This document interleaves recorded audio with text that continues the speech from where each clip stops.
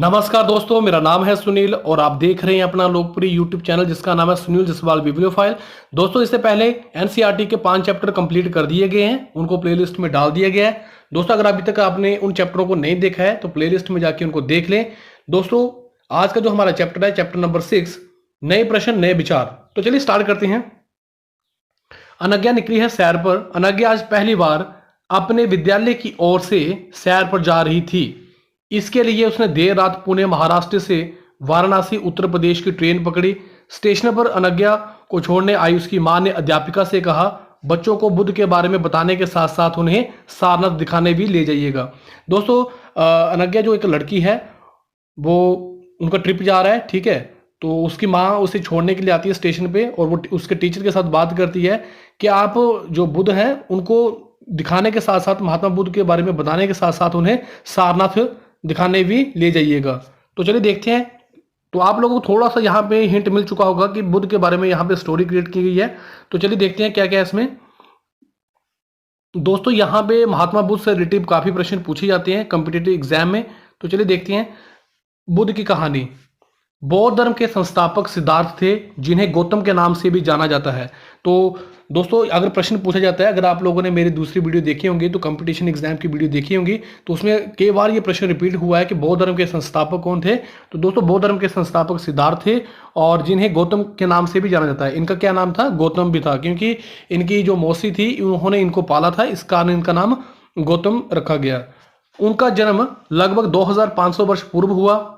ये वह समय था कि जब लोगों के जीवन में तेजी से परिवर्तन हो रहे थे।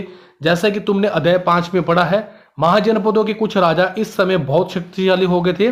हजारों सालों के बाद फिर से नगर उभर रहे थे। गांवों के जीवन में भी बदलाव आ रहे थे। अध्याय 9 में देखो, बहुत से विचारक इन परिवर्तनों को समझने का प्रयास कर रहे थे और वे जीवन के सच्चे अर्थ को जानना भी चाह रहे थे। दोस्तों, यहाँ पे सिर्फ जो इंपॉर्टेंट चीज है, एक तो बौद्ध धर्म के संस्थापक और महात्मा बुद्ध का जो नाम था वो गौतम भी था, सिद्धार्थ भी था। और इनका जन्म जो हुआ था 2500 वर्ष पहले हुआ था। उस समय बहुत सारे चेंजेस आ रहे थे, लोगों के लाइफ में बहुत सारे चेंजेस आ रहे थे।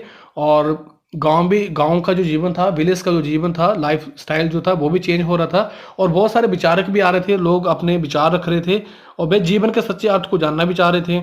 तो ये आपके पास यहाँ पे था। अब चलते हैं जो कि मेन यहाँ पे बनता है। बुद्ध क्षत्रिय थे। दोस्तों, ये जो थे, ये काफी इंपॉर्टेंट लाइन है। बुद्ध जो थे वो क्षत्रिय थे और कई बार इनका वंश भी पूछ लिया जाता है। शाक्य नामक एक छोटे से गण से संबंधित थे। युवावस्था में ही ज्ञान की खोज में उन्होंने घर के सुखों को छोड़ दिया। अनेक वर्षों तक वे भ्रमण करते रहे तथा अनेक विचारकों से मिलकर चर्चा करते रहे। दोस्तों, बुद्ध जो थे वो क्षत्रिय थे और वे शाक्य गण से संबंधित थे। जब वो यंग एज में थे, जब वो नौजवान थे, तब उन्होंने अपने घर को छोड़ दिया और कई वर्षों तक उन्होंने ज्ञान प्राप्ति के लिए बहुत सारे विचारकों के साथ मिले, बहुत सारे लोगों के साथ उनका मेल मिलाप हुआ। अंततः ज्ञान प्राप्ति के लिए उन्होंने सभी ही रास्ता ढूंढने का निश्चित किया। फिर बहुत सारे विचारकों के साथ मिलने के बाद उनके जो प्रश्न थे, उनके मन में जो प्रश्न चल रहे थे, उनका हल नहीं मिलने के कारण उन्होंने खुद ही ज्ञान की खोज के लिए स्टार्ट कर दिया अपने आप को। उन्होंने बहुत सारी तपस्या की। इसके लिए उन्होंने बोध गया, ये काफी इंपॉर्टेंट है, ये जो आपके पास यहाँ पे आ रहा है, इसके लिए उन्होंने बोध गया बिहार। बोध गया कहाँ पे है? बिहार में है। एक पीपल के नीचे कई दिनों तक तपस्या की। दोस्तों, ये लाइन कई बार पूछी गई है कंपटीशन एग्जाम में कि बोध गया बिहार में महात्मा बुद्ध को ज्ञान की प्राप्ति कहाँ हुई थी? तो वो बोध गया बिहार में हुई थी। और कहाँ पे हुई थी? एक पीपल के वृक्ष के नीचे। उन्होंने वहां पे तपस्या की, अंततः उन्हें ज्ञान प्राप्त हुआ। इसके बाद से वे बुद्ध के रूप में जानेंगे। दोस्तों, क्या हुआ कि जब उन्हें ज्ञान की प्राप्ति होगी तो तब उन्हें बुद्ध के नाम से जाना गया। दोस्तों, अगर कई बार ऐसे भी पूछ लेते हैं कि लाइट ऑफ एशिया किसे कहा जाता है, तो वो महात्मा बुद्ध को कहा जाता है। यहां से वे वाराणसी के निकट स्थित सारनाथ गए। अब वाराणसी में ही सारनाथ है, ठीक है। कई बार ऐसे प्रश्न पूछ लेते हैं कि सारनाथ कहाँ पे है, तो वो है वाराणसी के करीब। यहां से उन्होंने पहली बार उपदेश दिया। ये भी काफी इंपॉर्टेंट है कि महात्मा बुद्ध ने पहली बार उपदेश कहां दिया था? तो महात्मा बुद्ध ने पहली बार उपदेश सारनाथ में दिया था, जो कि वाराणसी के करीब है, निकट है। कुशीनारा में मृत्यु से पहले का शेष जीवन उन्होंने पैदल ही एक स्थान से दूसरे स्थान की यात्रा करने में और लोगों को शिक्षा देने में व्यतीत किया। दोस्तों, कुशीनारा जो जगह है वहां पे उनकी मृत्यु हो गई थी और जो बाकी जीवन जैसे जो उनका शेष जीवन था, जब उन्हें ज्ञान प्राप्त हो गया था, उसके बाद उन्होंने अपना मैक्सिमम लाइफस्टाइल जो है वो एक स्थान से दूसरे स्थान तक लोगों के जीवन में उद्धार करने के लिए, लोगों के जीवन में चेंज लाने के लिए वो पैदल ही यात्रा करते थे। बुद्ध ने शिक्षा, यहाँ पे आप देख सकते हैं, बुद्ध ने शिक्षा दी थी कि जीवन कष्टों और दुखों से भरा हुआ है। बुद्ध ने क्या कहा था कि जीवन जो है, हमारी जो लाइफ है वो कष्टों और दुखों से भरा हुआ है, और ऐसे हमारी इच्छा और लालसाओं जो कि हमेशा पूरी नहीं होती है। दोस्तों, हमारी कुछ डिजायर होती है, हमारे मन में कुछ न कुछ लालच होता है जो कभी भी पूरा नहीं होता है। तो यही सबसे बड़ा कारण होता है। कभी कभी हम ये जो चाहते हैं वह प्राप्त कर लेने के बाद भी संतुष्ट नहीं होते हैं। दोस्तों, कई बार हम लोग सफलता प्राप्त कर लेते हैं, फिर भी हम लोगों को सेटिस्फैक्शन नहीं होती है, एवं अधिक अथवा अन्य वस्तुओं को पाने की इच्छा करने लगते हैं। जैसे दोस्तों, हमारे पास 1,000 रुपये है, तो फिर हम सोचते हैं कि हमारे पास 10,000 हो, 10,000 हो तो फिर लाख हो। इस तरह से हम लोगों की जो डिजायर है वो कभी भी खत्म नहीं होती है। तो बुद्ध ने इस लिप्सा को तृष्णा कहा है। तो बुद्ध ने इसी को ही तृष्णा कहा है, क्योंकि जो हमारी लालसाएं होती हैं वो बढ़ती जाती हैं। बुद्ध ने शिक्षा दी कि आत्म संयम अपनाकर हम ऐसी लालसाओं से मुक्ति पा सकते हैं। दोस्तों, अगर हम लोग सेल्फ कंट्रोल कर लें तो इनसे हम लोग बच सकते हैं।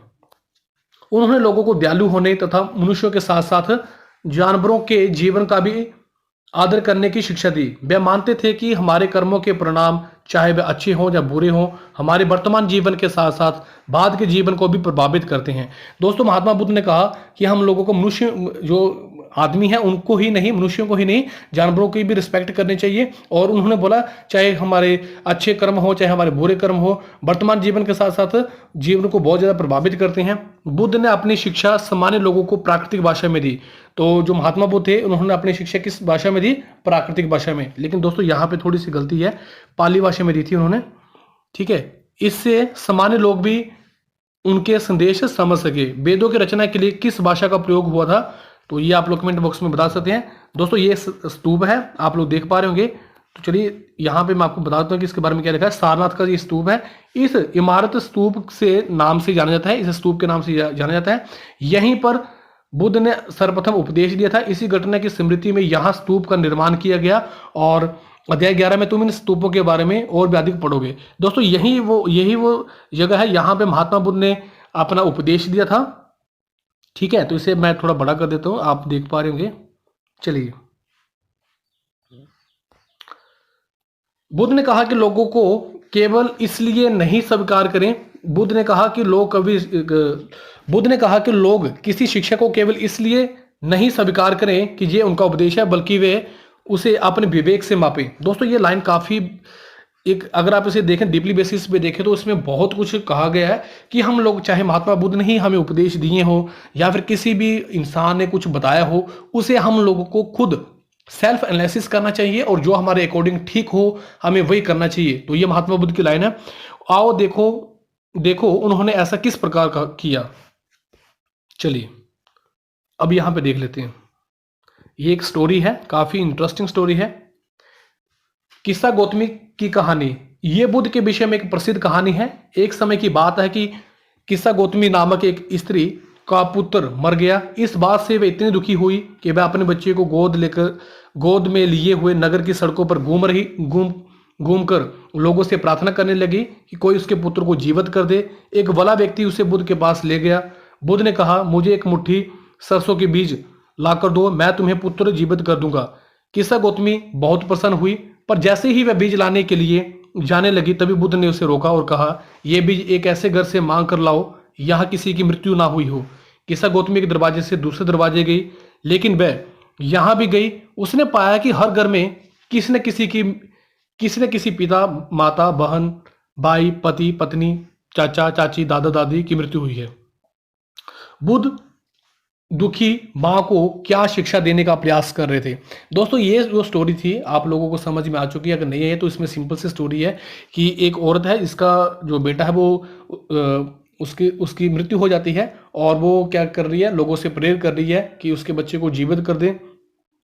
फिर कोई इंसान उसे महात्मा बुद्ध जी के पास लेके जाते हैं, और महात्मा बुद्ध जी उनको बोलते हैं कि आप लोग एक मुट्ठी सरसों के बीज जो है वो लाके दें, पर वो उस घर से लेके आने हैं जिस घर में कोई भी मृत्यु नहीं हुई है। तो वो हर घर में जाती है, लेकिन किसी न किसी घर में कोई ना कोई मृत्यु हुई होती है, तो फिर वो माँ बड़ी दुखी हो जाती है। महात्मा बुद्ध इसमें क्या बताना चाहते हैं कि महात्मा बुद्ध बताना चाहते हैं कि अगर आदमी का जन्म हुआ है तो मृत्यु भी होगी। बाकी आप लोग इसे अपने हिसाब से देख सकते हैं कि इसमें आपको क्या क्या शिक्षा मिलती है, क्योंकि अगर मैंने सब कुछ मैंने ही बता दिया तो फिर एनसीईआरटी का कोई मतलब नहीं रह जाता है। तो चलिए, अब आपके पास आ रहा है उपनिषद, जिसमें बुद्ध उपदेश दे रहे थे। उसी समय या उससे भी थोड़ा पहले दूसरे अन्य चिंतक भी कठिन प्रश्नों का उत्तर ढूंढने का प्रयास कर रहे थे। उनमें से कुछ मृत्यु के बाद के जीवन के बारे में जानना चाहते थे, जबकि अन्य यज्ञों की उपयोगिता के बारे में जानने को उत्सुक थे। इसमें से अधिकांश चिंतकों का यह मानना था कि इस विश्व में कुछ तो ऐसा है जो स्थायी है, जो मृत्यु के बाद भी बचा रहता है। इसका वर्णन आत्मा तथा ब्रह्म सार्वभौम आत्मा के रूप में किया गया है। वे मानते थे कि अंततः आत्मा तथा ब्रह्म एक ही है। दोस्तों, जिस समय महात्मा बुद्ध उपदेश दे रहे थे उसी समय बहुत सारे चिंतक थे, बहुत सारे विचारक थे, जो कि अलग अलग विषयों पर काम कर रहे थे। कोई यज्ञों के ऊपर काम कर रहा था, कोई जानना चाहता था कि मृत्यु के बाद आदमी का क्या होता है। इस तरह से उनके मन में प्रश्न चल रहा था। लेकिन उन लोगों को यह लग रहा था, जो विचारक थे, जो चिंतक थे, कि कुछ ना कुछ तो परमानेंट है जो हमारी मृत्यु के बाद भी बचा रहता है, चाहे वो आत्मा है या फिर ब्रह्म है या फिर सार्वभौम है।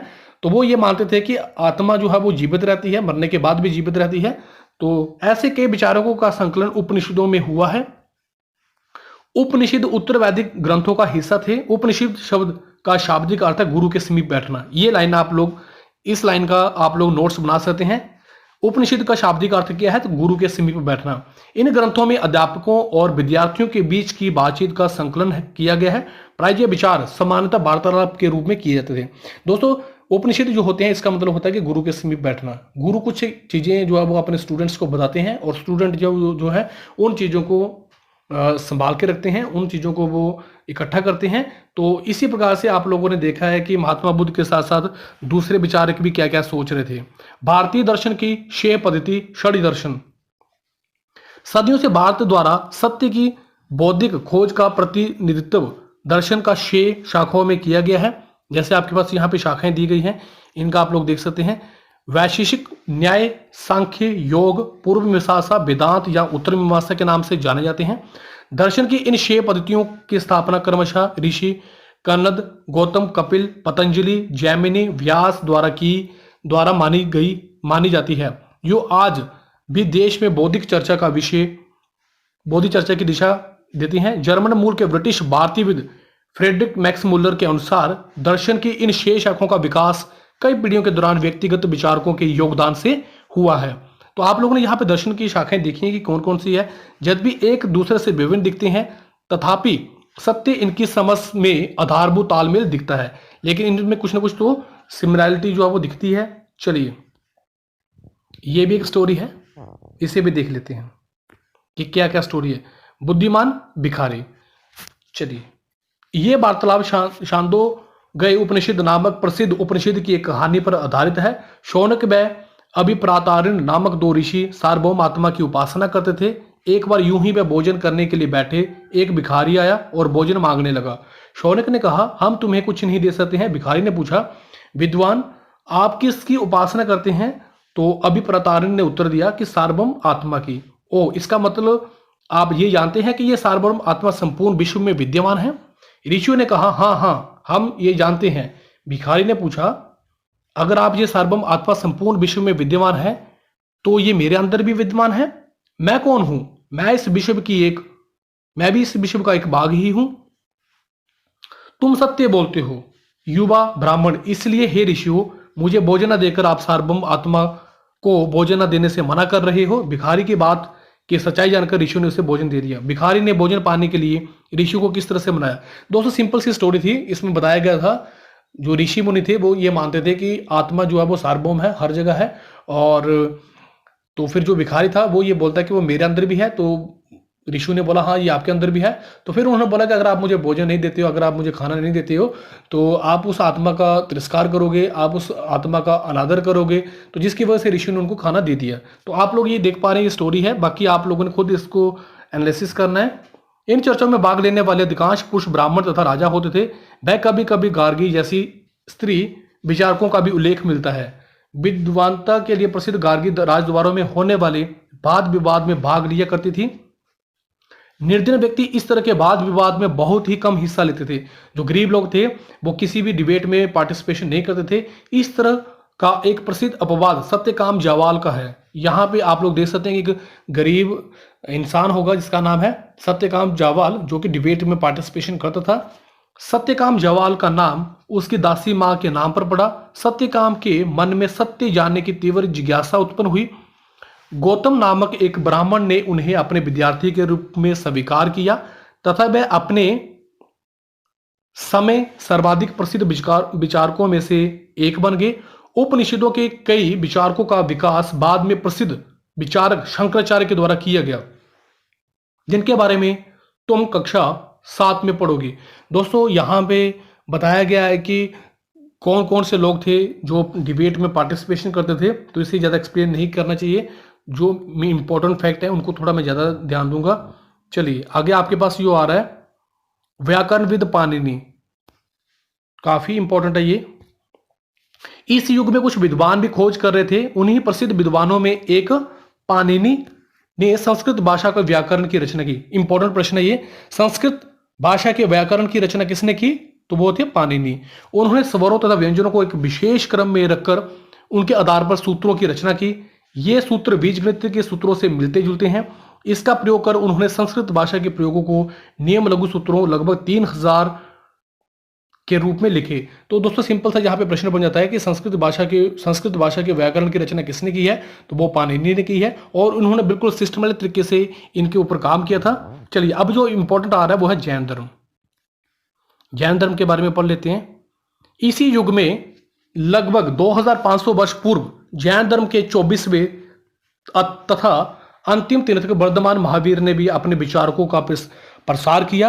वह वज्जी संघ के लक्ष्मी कुल के एक क्षत्रिय राजकुमार थे। आप लोगों ने यहाँ पे देखा है कि महात्मा बुद्ध जो थे वो भी क्षत्रिय वंश से थे और महावीर स्वामी जो है ये भी क्षत्रिय वंश से है। और यहाँ पे दोस्तों आप लोगों को इनका कुल के बारे में पता होना चाहिए। तो ये लिच्छवी वंश से रिलेटेड थे। इस संघ के विषय में तुमने अध्याय 5 में पढ़ा है। 30 वर्ष की आयु में उन्होंने घर छोड़ दिया। कितनी एज में महावीर स्वामी ने घर छोड़ा था? तो वो था 30 ईयर और जंगल में रहने लगे। 12 वर्ष तक उन्होंने कठिन एवं एकाकी जीवन व्यतीत किया। इसके बाद उन्हें ज्ञान की प्राप्ति हुई। 2 प्रश्न यहाँ पे बनते हैं, एक तो उनके कुल का बन जाता है और किस वर्ष में उन्होंने अपने घर को छोड़ा ये बन जाता है। और दोस्तों यहाँ पे एक चीज ये भी बनती है कि कितने साल तक उन्होंने, कितने वर्षों तक उन्होंने तपस्या की थी? तो वो 12 साल तक। उनकी शिक्षा सरल थी। सत्य जानने की इच्छा रखने वाले प्रत्येक स्त्री या पुरुष को अपना घर छोड़ देना चाहिए। उन्हें अहिंसा के नियमों का कड़ाई से पालन करना चाहिए, अर्थात किसी भी जीव को ना तो कष्ट देना चाहिए और ना ही उनकी हत्या करनी चाहिए। महावीर का कहना था कि सभी जीव जीना चाहते हैं, सभी के लिए जीवन प्रिय है। महावीर ने अपनी शिक्षा प्राकृतिक में दी। तो वहाँ पे आप देख सकते हैं जो महात्मा बुद्ध की शिक्षा जो है वो पाली भाषा में है और महावीर की जो शिक्षा है वो प्राकृतिक भाषा में है। दोस्तों अगर आप लोगों ने महात्मा बुद्ध और महावीर स्वामी के ऊपर टॉपिक नहीं देखा है तो प्लेलिस्ट में पढ़ा है, हिस्ट्री का फुल क्रैश कोर्स पढ़ा हुआ है, तो आप लोग उसे देख सकते हैं अगर आपके पास समय की कमी है। यही कारण है कि साधारण जन भी उनके तथा अनुयायियों की शिक्षा को समझ सके। देश के अलग अलग हिस्सों में प्राकृतिक के अलग अलग रूप प्रचलित है।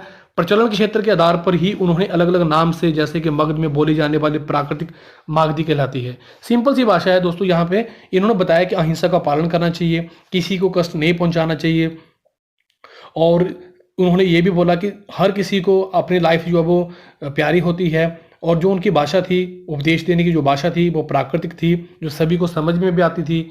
तो यहाँ पे बताया गया है कि जो प्राकृतिक भाषा है वो अलग अलग जगह पे अलग अलग नाम से जानी जाती है। जैसे मगध जो है वो प्राकृतिक, मगध में बोली जाने वाली जो प्राकृतिक भाषा है वो मागधी कहलाती है। ठीक है।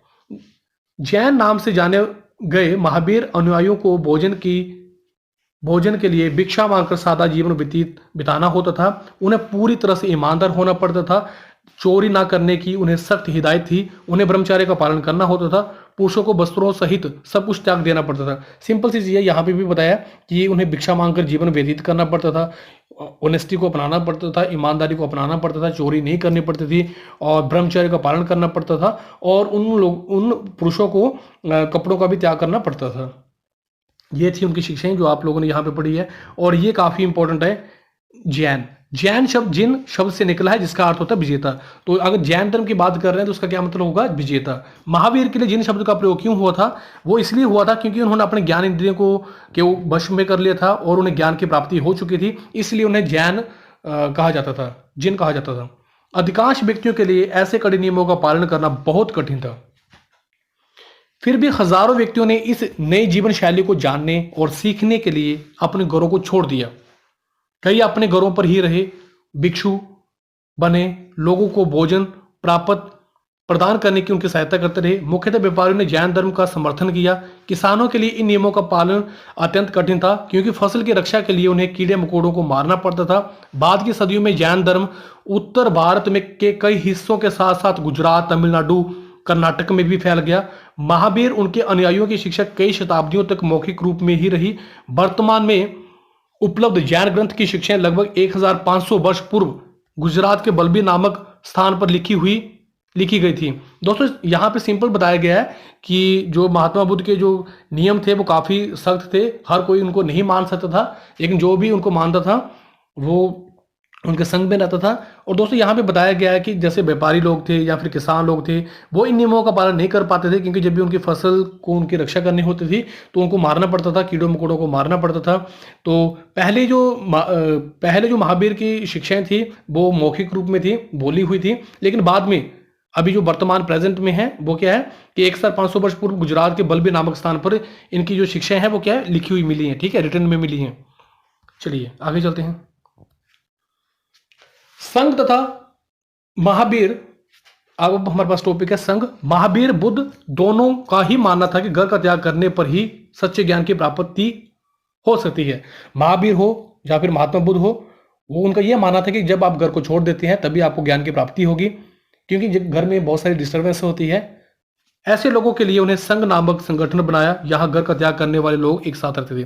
तो फिर उन्होंने क्या किया, एक संघ का निर्माण करवाया जो कि घर छोड़ के तपस्या करना चाहते थे।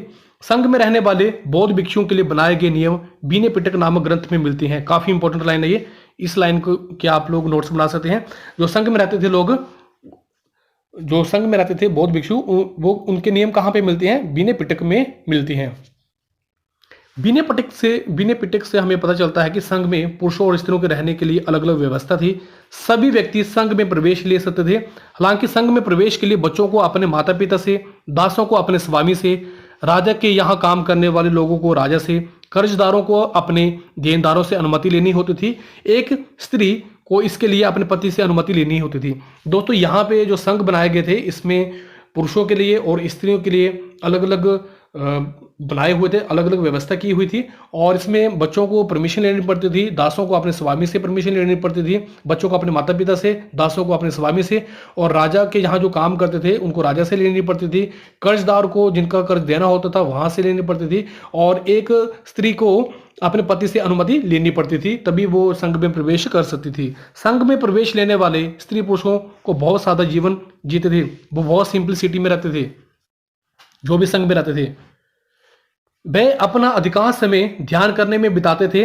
दिन में एक निश्चित समय में वे शहरों गांवों में जाकर भिक्षा मांगते थे। यही कारण है कि उन्हें भिक्षु तथा भिक्षुणी, साधु, भिखारी के लिए प्राकृतिक शब्द कहा गया है। वे आम लोगों को शिक्षा देते थे और साथ साथ एक दूसरे की सहायता भी करते थे। दोस्तों जो संघ में लोग रहते थे वो मैक्सिमम टाइम अपना मेडिटेशन में, ध्यान में लगाते थे, और फिर इसके बाद जो समय बच जाता था वो भिक्षा मांगने में अपना समय व्यतीत करते थे। इसी कारण उन्हें भिक्षु या फिर भिक्षुणी कहा जाता था, और ये एक प्राकृतिक भाषा का शब्द है। और दोस्तों वो लोगों को एजुकेट करते थे, उनकी हेल्प करते थे। किसी तरह की आपसी लड़ाई का निपटारा करने के लिए वे पर बैठकें भी करते थे। संघ में प्रवेश लेने वाले ब्राह्मण, क्षत्रिय, व्यापारी, मजदूर, नाई, गणकाएं, दास शामिल थे। इनमें से कई लोगों ने बुद्ध की शिक्षाओं के विषय में लिखा और कुछ लोगों ने संघ में अपने जीवन के विषय में सुंदर कविताएं की रचना की। तो कुछ नहीं इसमें। पिछले अध्याय में वर्ण संघ, इस अध्याय में वर्ण संघ के बीच में दो विभिन्नताएं बताओ, क्या इनमें कोई समानताएं दिखती हैं? तो ये आप लोगों के लिए। चलिए यहाँ पे आप लोग डायग्राम भी देख सकते हैं, और यहाँ पे पहाड़ी को काटकर बनाई गई एक गुफा है। और जो कारले वर्तमान महाराष्ट्र में है, ये गुफा कहाँ पे है? महाराष्ट्र में है। यहाँ पे जो जिनके बारे में हमने बताया कि संघ वगैरह बनाते थे, लोग रहते थे, तो ये गुफा है आपके पास। मैं थोड़ी बड़ी कर देता हूँ इसे, एक बार आपको डायग्राम दिखा देता हूँ, काफ़ी इंटरेस्टिंग है। दोस्तों आप देख पा रहे हैं यहाँ पे लोग रहते थे। काफ़ी मेहनत के बावजूद ये गुफाएं बनी होंगी और इन गुफाओं का निर्माण किया होगा। चलिए अब इनके बारे में थोड़ा सा पढ़ लेते हैं। बिहार। जैन और बौद्ध भिक्षु पूरे साल एक स्थान से दूसरे स्थान घूमते हुए उपदेश दिया करते थे। केवल वर्षा ऋतु में जब यात्रा करना कठिन हो जाता था तो वे एक स्थान पर ही निवास करते थे। ऐसे समय वे अनुयायियों द्वारा उद्यानों में बनवाए गए स्थायी निवासों में अथवा पहाड़ी के क्षेत्रों में प्राकृतिक गुफाओं में रहते थे।